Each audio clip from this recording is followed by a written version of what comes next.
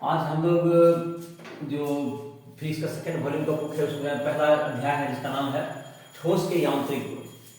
इसमें जो है ठोस के प्रत्यास्था एक शब्द है, प्रत्यास्था के बारे में, प्रत्यास्थ गुण के बारे में हम लोग पढ़ेंगे और उससे मिलता जुलता हुक्कर नियम है, तुमको प्रतिबल विकृति या तुमको जो कि है हुक्कर नियम जिसमें कि प्रत्यास्था सीमा, इन सबों की चर्चा है। तो इन सब टर्म्स को हम लोग देखेंगे। तो पहले इसमें देखते हैं हम लोग प्रत्यास्था क्या होता है। तो ठोस के यांत्रिक गुण में हम लोग जिसका चर्चा करेंगे जिसका नाम है पहले प्रत्यास्था। पदार्थ का वह गुण, पदार्थ का वह गुण जिससे कि विरूपक बल हटाने पर, विरूपक बल हटाने पर, विरूपक बल हटाने पर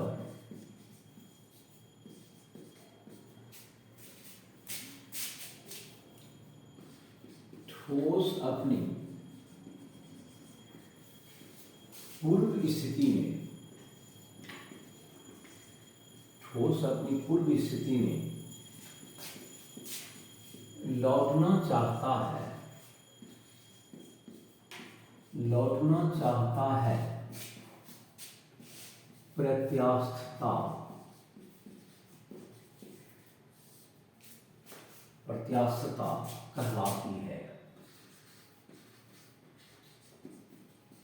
प्रत्यास्थता कहलाती है।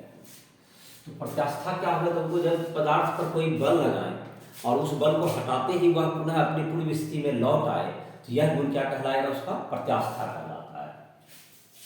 अब बात रहा प्रत्यास्था काहे होता है किसी वस्तु में। तो देखो, जब कोई वस्तु रहता है, कोई ठोस है, तो जैसे ठोस के अंदर उसका एक कण है तो उस पर हर तरफ से एक बल लगता है। जैसे ठोस के अंदर का बनावट देखें तो हर तरफ से कण को क्या करता है? खींचे रहता है, जिससे यह कण, ये जो तुमको बल है जिसको हम लोग संसंजन बल भी कहते हैं, तो यह बल क्या करता है? दूसरा अणु इसको अपनी ओर खींचता है। एक अणु को दूसरा अणु अपनी ओर क्या खींचता है? खींचता है। इसको अंतर आणविक बल कहते हैं लोग। और सब तरफ से बल लगता है, इसलिए क्या रहेगा? संतुलन में रहता है। लेकिन जब विरूपक बल लगाया जाता है, तो विरूपक बल लगाया जाता है तो क्या होता है? इसका संतुलन बिगड़ जाता है। तो जब संतुलन बिगड़ जाएगा तो इसके विरूपक बल के विपरीत एक बल के उत्पन्न होता है ठोस में, जो कि क्या करता है? उसको पूर्व स्थिति में लाने के लिए क्या करता है? लाने का कोशिश करता है। तो जब किसी वस्तु पर, तो ये तुमको वह ठोस का, जब कि क्या कहते हैं, तुमको हर तरफ से क्या लग रहा है? ठोस के कण पर हर तरफ से बल लग रहा है और इस बल को जब, इसके कारण ही यह संतुलन में रहता है। ठोस के कण पर अंतराणविक बल, ठोस के कण पर अंतर आणविक बल सब तरफ से लग रहा है, इसलिए संतुलित है। विरूपक बल लगने पर ये क्या होगा? जैसे विरूपक बल, इसको जैसे कि ये जो पेन है तुमको, इसको अगर खींचेगा तो अभी जैसे यहाँ का कण है, सब संतुलन में है, हर तरफ से बराबर बल लग रहा है। लेकिन जब इसको खींच देता है तो विरूपक बल क्या करता है? विरूपक बल के विरुद्ध जो है एक बल उत्पन्न होता है, जो कि इसको क्या करता है? पुनः अपनी इसको खींचे रहता है, संतुलन में लाता है। और जैसे विरूपक बल हटे, जैसे इसको खींच दिए से, तो फिर संतुलन लाने के लिए सारा बल किधर लगेगा? इसको इस साइड खींचेगा, अंतराणविक बल। और जैसे ही ये बल हट जाएगा तो ये जो बल इसमें जो अंदर उत्पन्न हो गया, वह बल इसको पुनः अपनी स्थिति में पूरा क्या कर लेगा? वापस लेता है। इस बल को हम लोग रिस्टोरिंग फोर्स या प्रत्यानयन बल कहते हैं। तो यहां पर विरूपक बल, विरूपक बल लगाने पर ठोस के अंदर विरूपक बल के बराबर, विरूपक बल के बराबर एवं विपरीत, बराबर एवं विपरीत, बराबर एवं विपरीत प्रत्यानयन बल, रिस्टोरिंग फोर्स कार्य करता है, कार्य करता है, कार्य करता है, रिस्टोरिंग बल कार्य करता है। तो ये जो तुम्हारा रिस्टोरिंग बल, यह प्रत्यानयन बल, यह प्रत्यानयन बल ठोस को अपनी पूर्व स्थिति में स्थिति में लाने में मदद करता है, लाने में मदद करता है, अपनी पूर्व स्थिति में लौटाने में क्या करता है, मदद करता है। तो जैसे ये हटेगा बल तो ये ठोस क्या हो जाएगा तुमको, जैसे कि ये ठोस है तुमको, तो ठोस है तुमको, तो ये तुमको विरूपक बल इधर लग रहा है, विरूपक बल इसके ठीक विपरीत इधर की तरफ क्या लग जाएगा, इसमें प्रत्यानन बल लगेगा, प्रत्यानन बल लगेगा। तो ये तुमको इसको पुनः अपनी स्थिति में वापस लाने में क्या करेगा, इसको मदद करता है। अब इसी से जुड़ा हुआ कुछ टर्म है, दैट इज प्रत्यानन बल का जो कि मान है, इसको हम लोग मेजर कैसे करें, कौन सा भौतिक राशि है जो इन सबों को प्रत्यास्थ या प्रत्यानन बल को मेजर करेगा, कितना लग रहा है, किस ठोस में कितना उत्पन्न हो सकता है। तो उसके लिए कुछ टर्म्स हैं, जैसे कि इसमें प्रत्यास्था में है तुमको दो भौतिक राशि जिसकी चर्चा हम लोग करेंगे, पहले प्रतिबल पहले करेंगे, उसके बाद विकृति और फिर प्रत्यास्था गुण, इन सब का फिर इन तीनों में रिलेशन भी है, इनकी चर्चा करेंगे धीरे धीरे। तो इसमें जो तुमको है पहला टर्म है तुमको प्रतिबल, प्रतिबल को इंग्लिश में कहेंगे स्ट्रेस। तो अनुप्रस्थ काट जैसे है तुमको, अनुप्रस्थ काट के क्षेत्रफल इकाई क्षेत्रफल पर जो बल कार्य करेगा, जो प्रत्यानन बल कार्य करेगा, वह उसको क्या कहलाएगा, वह प्रतिबल कहलाता है। अनुप्रस्थ काट के प्रति इकाई क्षेत्रफल पर जो प्रत्यानन बल कार्य करता है उसे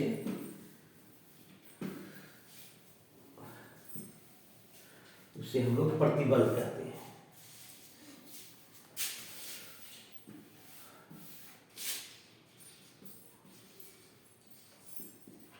प्रतिबल, स्ट्रेस। तो जैसे देखो ये तुमको ठोस है, तो इसका जो ये तुम्हारा है, ये तुमको इसको कहेंगे इधर जो क्षेत्रफल, ये जो देख रहे हो वृत्ताकार जैसे दिख रहा होगा, ये जो वृत्ताकार हो गया तुमको, तो यह तुमको कहेगा इसका अनुप्रस्थ काट कहलाता है। ये सब जैसे हर जगह काटेंगे तो क्या होगा, बेलन है तो इसका क्या निकलेगा तुमको, वृत्ताकार निकलेगा बेलनाकार का। जैसे कि अगर रहा घनाकार रहेगा तो इसका जो अनुप्रस्थ हो सकता है आयताकार निकल सकता है, या तुमको वर्गाकार, इस तरह का इसको अनुप्रस्थ काट कहते हैं।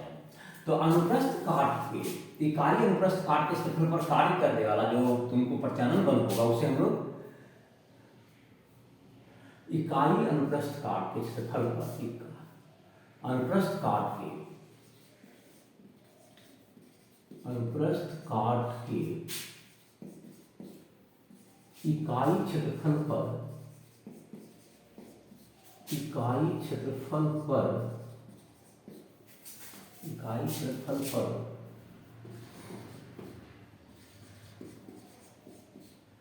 कार्य करने वाला बल प्रतिबल कहलाता है, प्रतिबल कहलाता है। प्रतिबल बराबर प्रत्यानन बल या बल बटे अनुप्रस्थ काट का क्षेत्रफल, अनुप्रस्थ काट का क्षेत्रफल, अनुप्रस्थ काट का क्षेत्रफल। तो प्रतिबल बराबर हो गया, इसका संकेत के रूप में, तो बल का संकेत क्या होता है, वो F होता है, और क्षेत्रफल का संकेत A लिख सकते हैं, F बटे A हो गया, ये सूत्र हो गया प्रतिबल का। और जहां तक है तुम कोई भौतिक राशि, नया भौतिक राशि है, इसका ऐसा ही मात्रा क्या हो जाएगा, तो आसानी से इसको निकाल सकते हैं। ऐसा ही मात्रा क्या होता है, बल का क्या होता है, न्यूटन बटे क्षेत्रफल का मीटर स्क्वायर, तो न्यूटन प्रति मीटर स्क्वायर, इसी को पास्कल भी करते हैं लोग, दाब में अक्सर यूज करते हैं हम लोग। तो न्यूटन प्रति मीटर स्क्वायर, ये क्या होगा तुमको, दाब का प्रतिबल का क्या होगा तुमको, ये क्षेत्र ऐसा ही मात्रा हो गया। अगर हम लोग इसका बीमा निकालना चाहें, चलिए बीमा भी निकाल दीजिए। बीमा बराबर क्या जाएगा, बल का हो गया mlt-2, बल का बीमा हो गया ml2-2, क्षेत्रफल का क्या होगा L गुना L, दो लंबाई गुना चौड़ाई, तो एक L तो तुमको कैंसिल हो गया, तो हो गया ml-1 और t-2। तो प्रतिबल की बीमा हो गई, प्रतिबल की बीमा कितना हो गई, ml-1 और t-2, ये प्रतिबल का बीमा हो गया। तो प्रतिबल क्या होगा, तुमको इकाई क्षेत्रफल पर जो कार्य करेगा, और प्रतिबल को हम लोग 3 भाग में बांट सकते हैं। इकाई क्षेत्रफल पर लगने वाला जो बल होगा उसे हम लोग प्रतिबल कहते हैं। इकाई क्षेत्रफल पर लगने वाला बल को प्रतिबल कहेंगे। और इसमें क्या है, तुमको 3 बल की दिशा के अनुसार प्रतिबल को 3 भाग में हम लोग बांट सकते हैं। बल की दिशा के अनुसार बल जैसे अलग अलग दिशा में हम लोग लगा सकते हैं। कभी जो है तुमको अनुप्रस्थ काट की लंबाई के अनुदिश लगाओ, या कभी लंबाई के लंबवत लगाओ, स्पर्श रेखा के अनुदिश लगाओ, या हर तरफ से आयतन पे हर अनुप्रस्थ काट पर हर तरफ से लगाए लंबवत दिशा में। तो इस तरह से 3 तरह से हम लोग क्या कर सकते हैं, बल को लगा सकते हैं। तो इसके आधार पर 3 जो है तुमको प्रतिबल भी परिभाषित किया जा सकता है। 3 प्रकार के प्रतिबल भी परिभाषित किए जाते हैं। बल की दिशा के अनुसार प्रतिबल को भी हम लोग 3 भाग में क्या कर सकते हैं, वर्गीकृत कर सकते हैं। बल की दिशा के अनुसार प्रतिबल को हम लोग 3 भाग में बांट सकते हैं।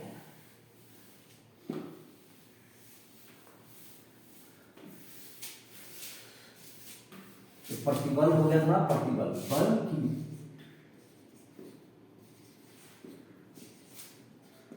दिशा के अनुसार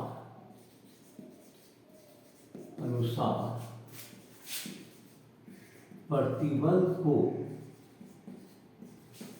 3 भागों में बांटा जा सकता है। 3 भागों में बांटा जा सकता है। पहला नंबर हो गया अनुदैर्ध्य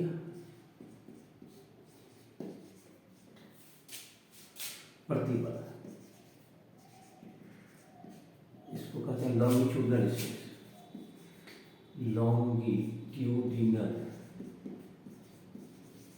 स्ट्रेस।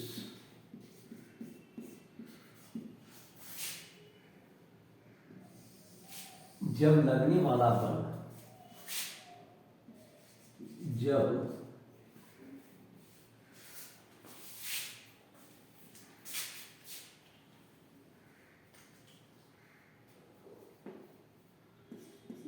ठोस पर लगने वाला बल लंबाई के अनुदिश या अनुप्रस्थ काट के लंबवत कार्य करता है। अनुप्रस्थ काट के लंबवत कार्य करता है तो इकाई क्षेत्रफल पर कार्यरत यह बल, तो इकाई क्षेत्रफल पर कार्यरत यह अनुदैर्ध्य प्रतिबल कहलाता है। अनुदैर्ध्य प्रतिबल कहलाता है। अनुदैर्ध्य प्रतिबल जैसे तुमको देखो, ये जैसे कि तुमको ठोस है, तुमको एक ठोस है, तो इसको अगर हम लोग इसका जो कि ये अनुप्रस्थ काट है, इसके लंबाई के अनुसार ऐसे खींचे, इस ढंग से खींचे, इधर बल F लगा दें और इधर बल भी F लगा दें, दोनों तरफ से खींचे। लंबाई की क्या लगाएंगे, लंबवत, और एक तरफ से लगाएंगे तब तो ये गति का बात हो जाएगा, और दोनों तरफ से लगाएंगे तो इसमें खिंचाव उत्पन्न होगा, ये इसको कहते हैं टेंशन उत्पन्न करेगा। इसका यार दूसरा भी दिशा हो सकता है, दोनों ही हो सकता है। जैसे कि एक इधर से लगाए, ये वस्तु हुआ, तो इसमें बल को अगर इधर से लगाएं और इसको इधर से लगाएं, तो ये F हो गया। तो ये क्या होगा, ये कंप्रेस कर रहा है, ये तुमको दबाव डाल रहा है, ये कंप्रेशन है, इसको कहते हैं टेंशन। ये तनाव बल हो गया और ये तुमको कंप्रेशन का बल हो गया, जो किसको दाब रहा है। तो ये तुमको इसको कहते हैं टेंशन करते हैं, टेंशन। इसको क्या कर सकते हैं हम लोग, इसे बल को जो दो तरफ से खींचेंगे, जो टेंसाइल फोर्स कहते हैं, टेंशन। और ये तुमको क्या उत्पन्न करेगा, कंप्रेशन।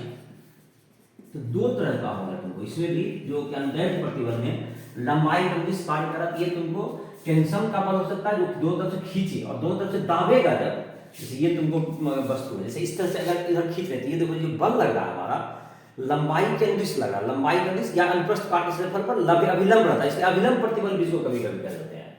इसका दूसरा नाम हो जाता है दानदैर्घ्य प्रतिबल के साथ साथ अभिलंब, मतलब चूंकि यह जो है नॉर्मल स्ट्रेस भी कहलाता है। ये नॉर्मल देखो ये जो तुमको है इसके लंबाई का अनुदिश है, लेकिन अनुप्रस्थ काट के क्षेत्रफल पर क्या लग रहा है, इस पर लंबवत होता है। तो अनुप्रस्थ काट के क्षेत्रफल लंबवत है, इसलिए क्या कह सकते हैं इसको अभिलंब प्रतिबल भी कह सकते हैं। तो ये तुमको अगर बल है F है और अनुप्रस्थ काट का क्षेत्रफल अगर A हो तो अनुदैर्घ्य प्रतिबल क्या हो जाएगा, तुमको अनुप्रस्थ काट का क्षेत्रफल A होगा तो अनुदैर्घ्य प्रतिबल हो जाएगा, अनुदैर्घ्य प्रतिबल बराबर F/A। तो ये तुमको तनाव भी हो सकता है, F जो है तनाव बल या कंप्रेसिव फोर्स या तुमको दबाने वाला बल हो गया। तो ये तुमको F/A दो तरह का हो सकता है। ये तुमको अनुदैर्घ्य प्रतिबल का दो तरह का होगा, तनाव प्रतिबल या कंप्रेसिव प्रतिबल। ये तुमको अब है तुमको दूसरा जो है तुमको एक नंबर ए नंबर लिखे हैं इसको ना, क्या लिखे हैं एक।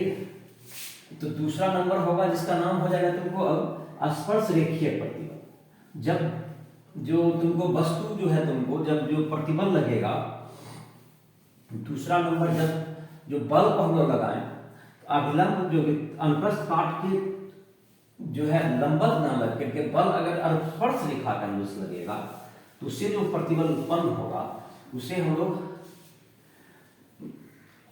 लोग शियरिंग स्ट्रेस भी कहते हैं। शियर जो कि विरूपक प्रतिबल को कह सकते हैं, इसको विरूपक प्रतिबल या तुमको स्पर्श रेखीय प्रतिबल जो इसको रूप को बिगाड़ देता है, इसलिए इसको विरूपक प्रतिबल भी कह सकते हैं। जो तुमको जो अनुदैर्घ्य प्रतिबल में था कि अनुप्रस्थ काट का जो क्षेत्रफल, अनुप्रस्थ काट का जो आकार है, अगर वो वृत्ताकार ही रहेगा, आयताकार ही रहेगा, उसमें परिवर्तन नहीं होगा, बल्कि लंबाई घटेगा बढ़ेगा तो उसके अनुसार से उसका क्षेत्रफल जो है मोटा पतला होगा, लेकिन उसका जो है रूप है उसमें परिवर्तन नहीं होगा। लेकिन दूसरा नंबर जो है तुमको विरूपक प्रतिबल,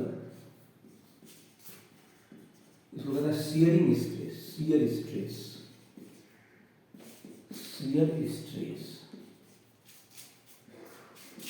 जब विरूपक बल अनुप्रस्थ काट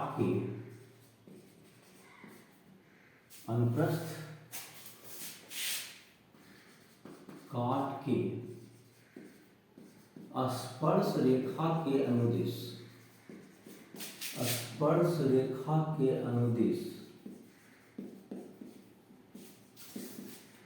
कार्य करता है तो इकाई क्षेत्रफल पर उत्पन्न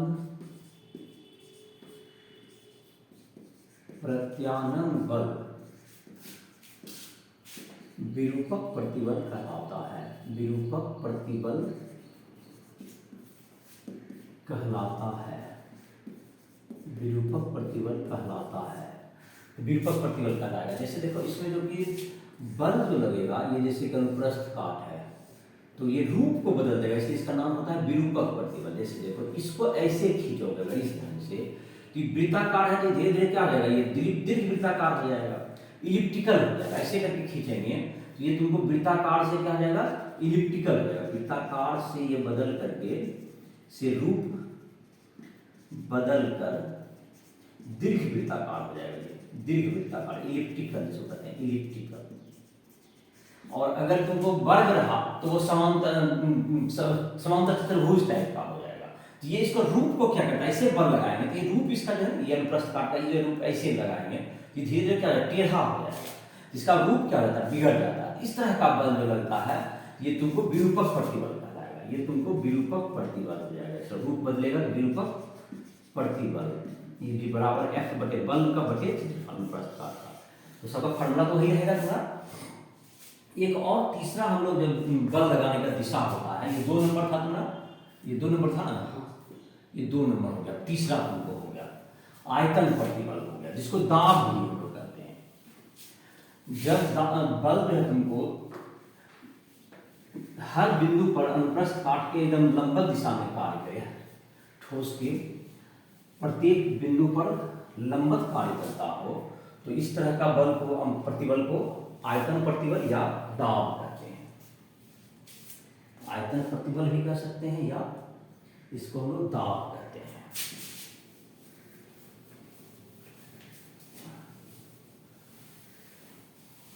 आयतन प्रतिबल या दाब।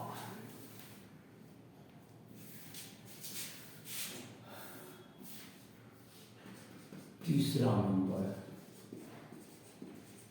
आयतन प्रतिबल वॉल्यूम स्ट्रेस। वॉल्यूम स्ट्रेस और आयतन प्रतिबल। आयतन प्रतिबल में तुमको जो है, जबकि तुमको रहेगा, तुमको बल जब लगेगा हर बिंदु पर इकाई मतलब अनुप्रस्थ काट के लंबवत रहेगा, तो यह जो प्रतिबल उत्पन्न होगा उसे हम लोग कहेंगे आयतन प्रतिबल। जैसे देखो ये तुमको है, जैसे ये वस्तु है, ये तुमको वस्तु है, तो ये जो तुमको है इस तरह से हो, जैसे ये वस्तु है, तुमको हर तरफ से इस ढंग से क्या लग जाए, इस पे बल लगे, तो हर तरफ से जब बल लगेगा तो ये जो प्रतिबल उत्पन्न होगा इसे क्या कहेंगे हम लोग, आयतन प्रतिबल कहेंगे। जैसे परिभाषा में लिखते हैं, जब विरूपक बल अनुप्रस्थ काट के प्रत्येक बिंदु पर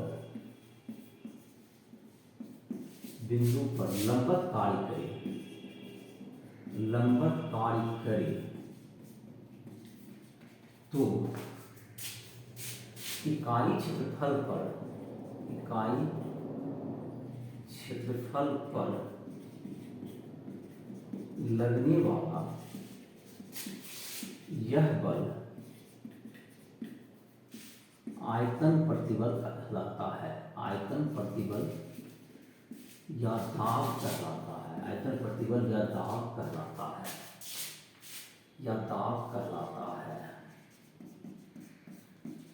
दाब कहलाता है।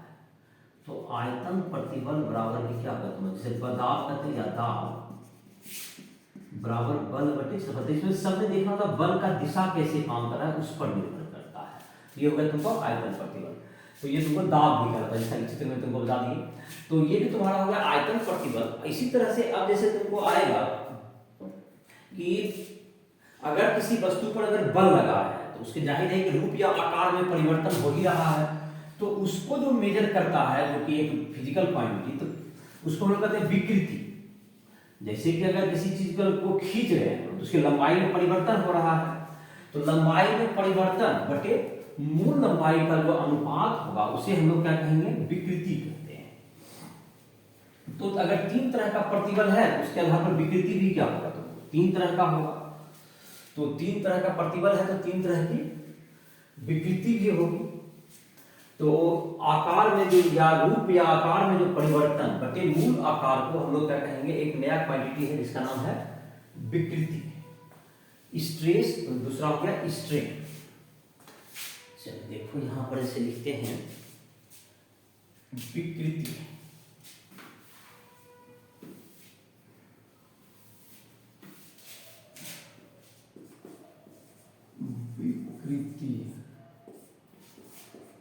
स्ट्रेन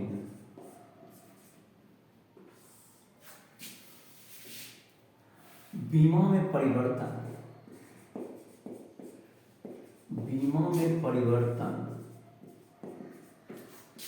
तथा मूल बीमा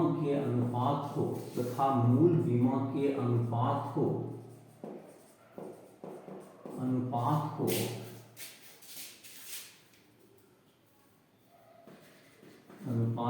विकृति कहते हैं।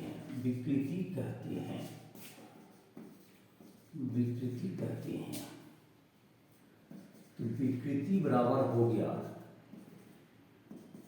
बीमा में परिवर्तन बटे मूल बीमा बटे मूल विमान। जैसे कि है तुमको, तो विकृति को प्रतिबल के अनुसार जैसे 3 प्रकार की विकृति भी होगा, तो विकृति को 3 भाग बांटो।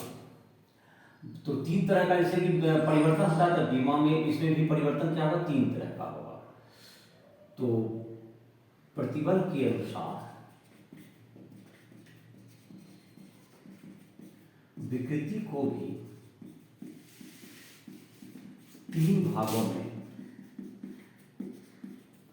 बांटा जा सकता है। 3 भागों में बांटा जा सकता है। 3 भाग इसको ही बांट सकते हैं। इसमें पहला नंबर हो जाएगा अनुदैर्ध्य विकृति। अनुदैर्ध्य विकृति तो ये होगा तुमको longitudinal string, longitudinal string, longitudinal string लंबाई में हुए परिवर्तन। अनुदैर्ध्य लंबाई में जब बल लगेगा, लंबाई में हुए परिवर्तन तथा मूल लंबाई के अनुपात को, मूल लंबाई के अनुपात को अनुदैर्ध्य प्रतिबल कहते हैं। अनुदैर्ध्य प्रतिबल कहते हैं। अनुदैर्ध्य प्रतिबल कहते हैं। तो अनुदैर्ध्य प्रतिबल हो जाएगा तुमको लंबाई में परिवर्तन बटे मूल लंबाई। अनुदैर्ध्य प्रतिबल बराबर लंबाई में परिवर्तन, लंबाई में परिवर्तन बटे मूल लंबाई बराबर क्या है, डेल्टा एल बटे एल। इसका सिंबल हो जाता है डेल्टा एल बटे एल। तो डेल्टा एल हो गया कौन सी तुमको, अनुदैर्ध्य प्रतिबल का सिंबल उनको हो गया डेल्टा एल बटे एल, मतलब लंबाई में परिवर्तन हो गया डेल्टा एल बटे मूल लंबाई हो गया एल। ये तुमको कहलाएगा अनुदैर्ध्य प्रतिबल कहलाएगा। इसी तरह से विरूपक प्रतिबल होगा, विरूपक विकृति हो जाएगा दूसरा नंबर। तीसरा नंबर फिर आयतन विकृति हो जाएगा, जो कि बल के दिशा के अनुसार से जैसे जैसे प्रतिबल था उसी के आधार पर 3 तरह का क्या होगा, हम लोग विकृति भी को भी 3 भाग बांट सकते हैं हम लोग। दूसरा नंबर हो जाएगा तुमको विरूपक प्रतिबल।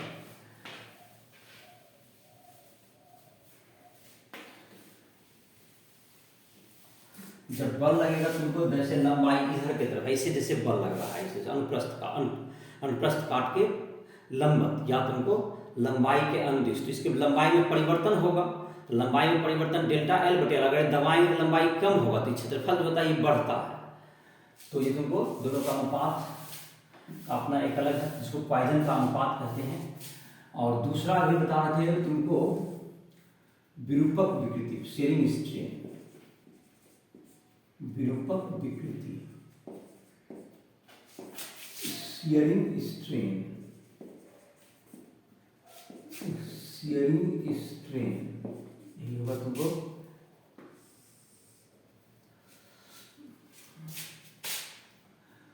जब विरूपक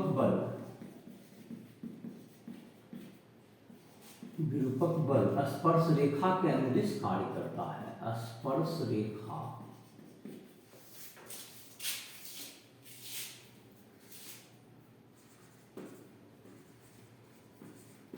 के अनुदिश कार्य करता है तो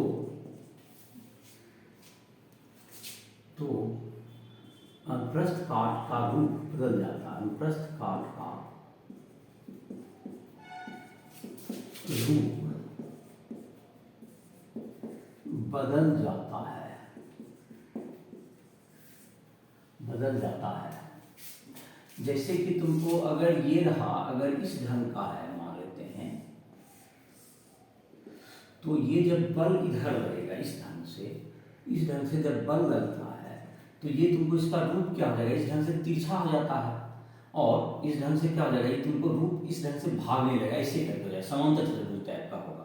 और इसको जब पुनः इस पर रखेंगे तो जितना यह कोण से तुमको विस्थापित होगा, इसको जब एक एक भाग को जब इस पर स्टेब्लिश करेंगे तो जितना ये कोण बनाएगा इस ढंग से, वह क्या कहलाएगा, इस कोण को हम लोग इसको विरूपक विकृति कह सकते हैं। ये जो कोण बना तुमको, ये तुमको ये जो कोण बन गया तुमको ऐसे जो भागा, तो तुम्हारा ये कोण बना, ये जो कोण बनेगा ये तुमको क्या हो जाएगा, तुमको जो कोण बना इस ढंग से तुमको भाग जाएगा, तो ये क्या बन जाएगा, समांतर चतुर्भुज हो जाएगा। ये तुमको समांतर चतुर्भुज टाइप का हो जाएगा तुमको।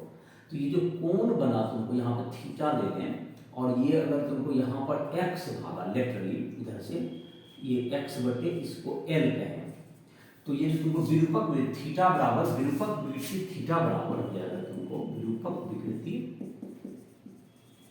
थीटा बाय विरूपक कोण भी हो सकता है, थीटा बराबर x बटे h या x बटे l तुमको दिए यहाँ पर, थीटा बराबर x बटे l। मतलब कि ये हुआ तुमको, जैसे कि इसका भुजा का लंबाई l है और इसको जैसे इधर से खींचिए, ये तुमको विकृति हो गया, तो फिर उसको जब बैठाएंगे उसको, तो जितना इधर भाग जाएगा तो वह क्या कहलाएगा, उसको विरूपक विकृति कहेंगे। तीसरा नंबर है तुमको आयतन विकृति। आयतन विकृति दाब लगा, वॉल्यूम स्ट्रेन, दाब लगाने पर आयतन में हुए परिवर्तन, आयतन में हुए परिवर्तन एवं मूल आयतन के अनुपात को, एवं मूल आयतन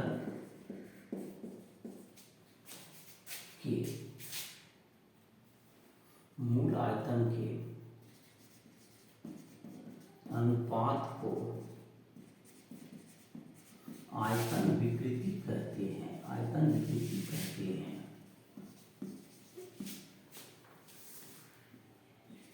आयतन विकृति बराबर आयतन में परिवर्तन, आयतन में परिवर्तन बटे मूल आयतन, बटे मूल आयतन बराबर डेल्टा v बाय v। आयतन में हुए परिवर्तन बटे मूल आयतन डेल्टा v बाय v, इसे हम लोग क्या कहेंगे, आयतन में हुए परिवर्तन बटे मूल आयतन को हम लोग आयतन विकृति कहेंगे। ये तुमको हो गया आयतन विकृति। अब है तुमको तीन तरह का प्रतिबल हो गया और तीन तरह का विकृति हो गया। तो एक तुमको जो है देखा जाता है, इतना बात तो समझ में आ गया, जितना अधिक बल लगाएंगे उतना अधिक प्रतिबल उत्पन्न होगा, और प्रतिबल अधिक उत्पन्न होगा तो जाहिर है उसमें जो आकार में या रूप में जो परिवर्तन है वह भी क्या होगा, अधिक होगा। दूसरे शब्द कहें विकृति भी क्या होगा, अधिक होगा। तो इसका मतलब प्रतिबल और विकृति एक दूसरे पर क्या करता है, निर्भर करता है। तो प्रतिबल जो होता है तुमको वह विकृति के समानुपाती होता है एक सीमा तक, जिसको हम लोग प्रत्यास्था सीमा भी कहते हैं। जो यह जो नियम होता है इसको हम लोग हुक का नियम कहते हैं। तो प्रत्यास्था सीमा के अंतर्गत जो प्रतिबल है वह विकृति के समानुपाती होता है, प्रतिबल विकृति के समानुपाती होता है। चलो तो ये देख लेते हैं हुक का नियम। अब हुक का नियम देख लेते हैं हम लोग।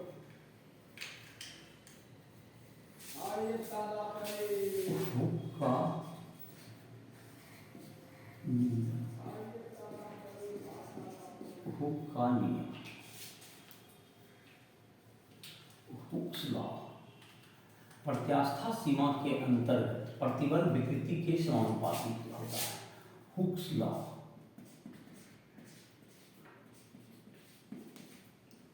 हुक्स लॉ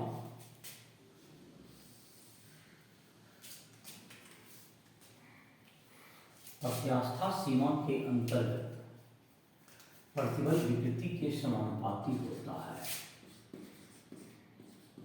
प्रत्यास्था सीमा के अंतर्गत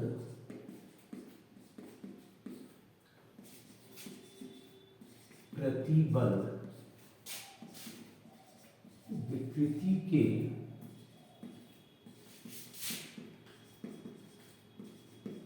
समानुपाती होता है। प्रतिबल विकृति के समानुपाती होता है, इसे हुक का नियम कहते हैं लोग। तो प्रतिबल समानुपाती हो गया विकृति, प्रतिबल समानुपाती विकृति। तो प्रतिबल बराबर जो तुमको है प्रत्यास्था, नियतांक लाएंगे समानुपात क्या रहेगा, प्रत्यास्था गुणांक इंटू विकृति। तो प्रत्यास्था गुणांक बराबर क्या होगा, प्रत्यास्थता गुणांक बराबर प्रतिबल बटे विकृति, बराबर प्रतिबल बटे विकृति। तो अब जहां तक ये तीन तरह का प्रत्यास्था गुणांक, तीन तरह का प्रतिबल है, तीन तरह का विकृति है, तो तीन तरह का क्या निकलेगा तुमको, प्रत्यास्था गुणांक होगा। तो पहला हो जाएगा तुमको आयतन यंग का प्रत्यास्था गुणांक जो ठोस के लिए लागू होता है, और दैट प्रतिबल, जैसे पहला नंबर इसमें कहते हैं यंग का प्रत्यास्था गुणांक, यंग का प्रत्यास्था गुणांक, प्रत्यास्था गुणांक। अनुदैर्ध्य प्रतिबल, अनुदैर्ध्य प्रतिबल तथा अनुदैर्ध्य विकृति के अनुपात को, अनुदैर्ध्य प्रतिबल तथा अनुदैर्ध्य विकृति के अनुपात को,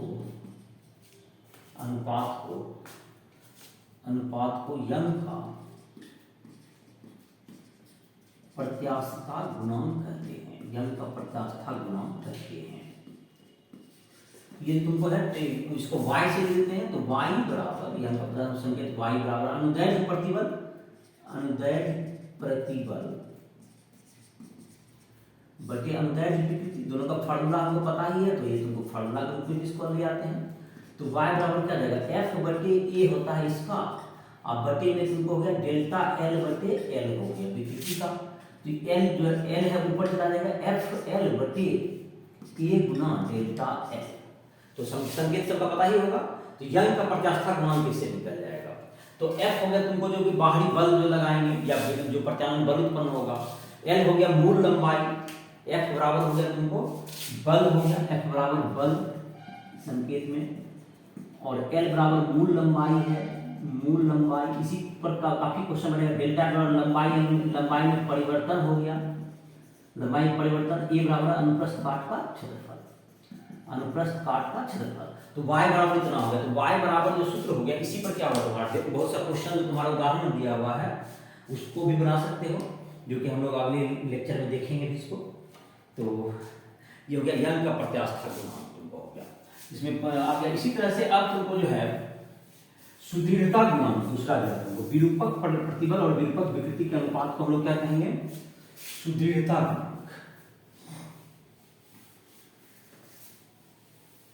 विरूपक प्रतिबल था विरूपक विकृति के अनुपात को सुदृढ़ता गुणांक या मॉडुलस ऑफ रिजिडिटी कहते हैं।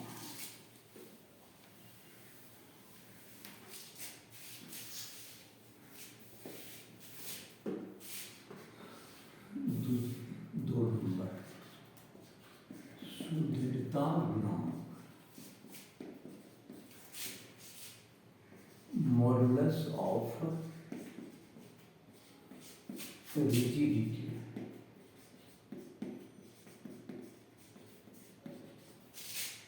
Modulus of rigidity.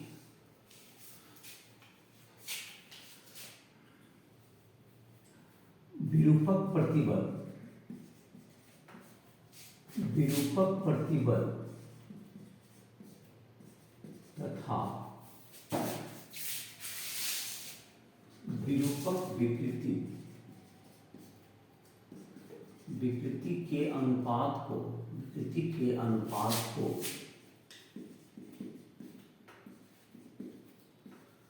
सुदृढ़ता गुणांक कहते हैं, सुदृढ़ता गुणांक कहते हैं। सुदृढ़ता गुणांक क्या होगा, विरूपक प्रतिबल बटे विकृति, विरूपक विकृति, इसको संकेत देता है एटा,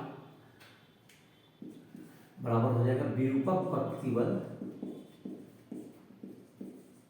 बटे विरूपक विकृति, विरूपक विकृति। तो एटा बराबर हो जाएगा एफ बटे ए थीटा, थीटा लिखते थे विरूपक विकृति को। तो और यहाँ तक यंग गुणांक का मात्रक वगैरह है वो तो प्रतिबल के मात्रक के जैसा ही होगा सबका।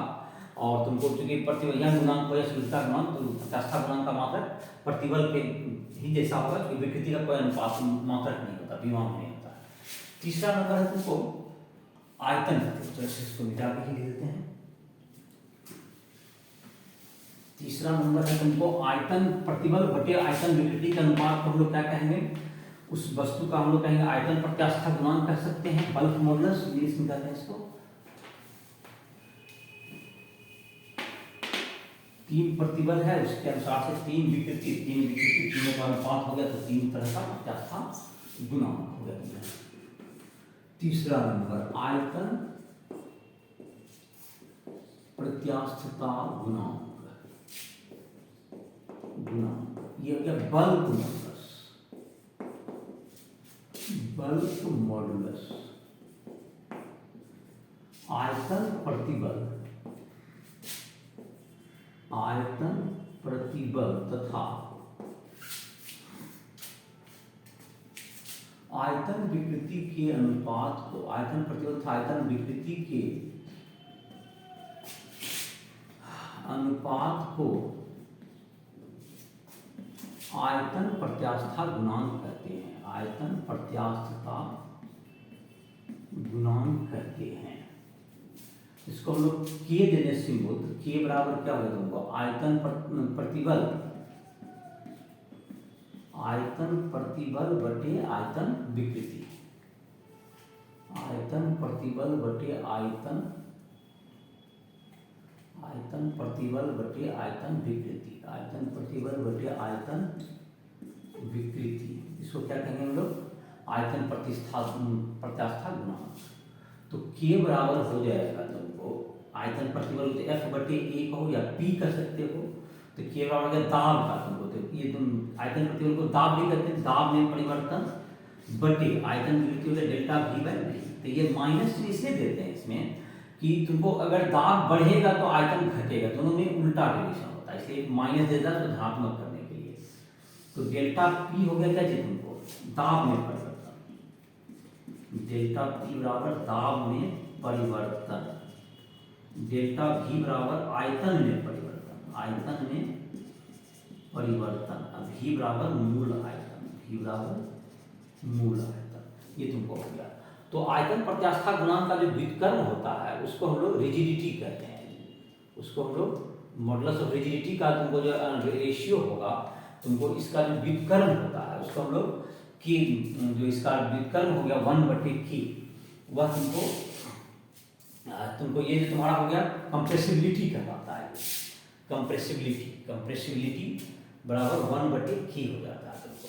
तो ये तुम्हारा हो गया तुम्हारा इसका मात्रक वगैरह जहाँ तक है इसका भी सेम ही होगा, न्यूटन प्रति मीटर स्क्वायर और आयतन प्रति प्रत्यास्था गुना।